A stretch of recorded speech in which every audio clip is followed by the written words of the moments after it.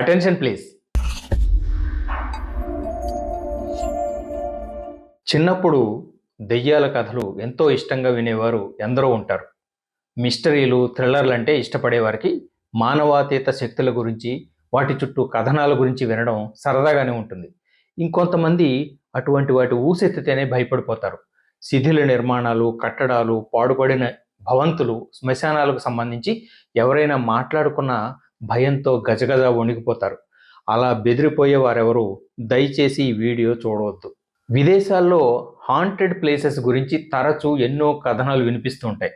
Haunted places అంటే తెలుగులో దయ్యాల కొంపలు అన్నట్టుగా చెప్పుకోవచ్చు. Shutter, gang of ghosts, Winchester, the light house, our house ఇటువంటి ఎన్నో సినిమాలు మానవాతీత శక్తుల కథలతో కూడినవి అనేకం విడుదలయ్యాయి, హిట్ అయ్యాయి. ఎన్టీఆర్, శ్రీదేవి ముఖ్య పాత్రలో వేటగాడు చిత్రం చూసారా? అందులో పాడుబడిన భవంతి నుంచి అర్ధరాత్రి సమయంలో ఒక పాట వినిపిస్తూ ఉంటుంది.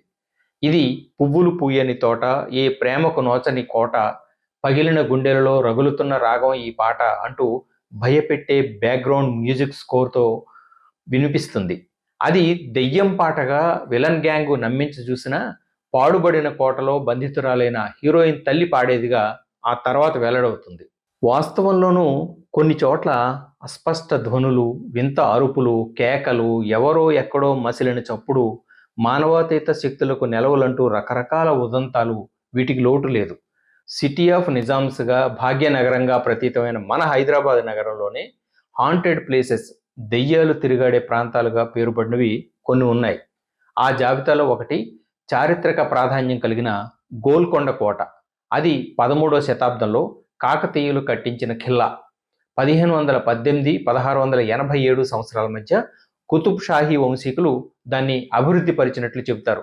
కాలాంతరంలో అది శిథిలావస్థకు చేరుకుంది. సాయంత్రం వరకే అక్కడ సందర్శకులను అనుమతిస్తారు. సాయంకాలం 6 గంటలు దాటి చీకటి పడ్డాక అక్కడ అస్పష్టంగా ధ్వనులేవో వినపడతాయని ప్రచారంలో ఉంది. తారామతి, చనిపోయిన సైనికుల ఆత్మలు అక్కడ ఇంకా తిరుగాడుతున్నట్లు చెబుతారు. అస్పష్టంగా ఏవేవో దృశ్యాలు కనిపిస్తున్నాయంటారు.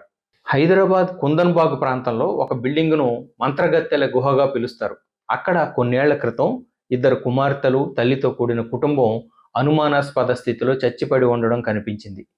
కుళ్ళిపోయిన స్థితిలో శవాలను కనుగొన్న అక్కడ రాత్రిళ్ళు ఉన్నట్లుండి లైట్లు వెలుగుతాయని, ఎర్రని రంగు పులుముకున్నట్లు ఒక అమ్మాయి సంచరిస్తుందని చెప్తారు. చీకటి పడ్డాక స్థానికులెవరూ అటువైపు తొంగి చూడరు.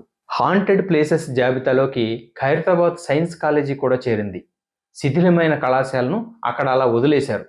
కొన్ని విషాదకర సంఘటనలు అక్కడ చోటు చేసుకున్నట్లు, మానవాతీత శక్తులేవో సంచరిస్తున్నట్లు చెబుతారు.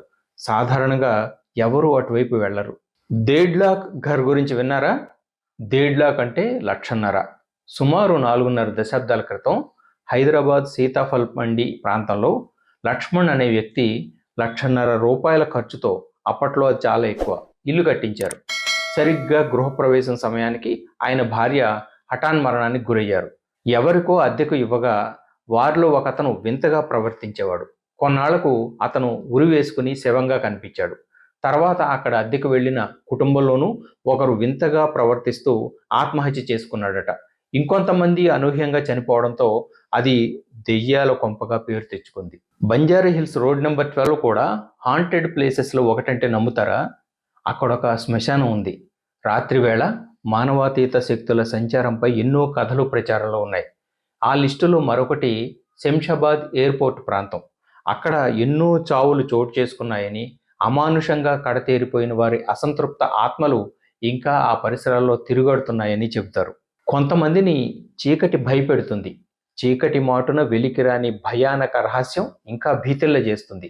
వాటిపై సరైన వెలుగు సోకనంతకాలం హిస్టరీలో అవి మిస్టరీలే. మరో అంశంతో మళ్ళీ మీ ముందుకు వస్తాను. This is Balu Ekkal Devara signing off. నమస్తే.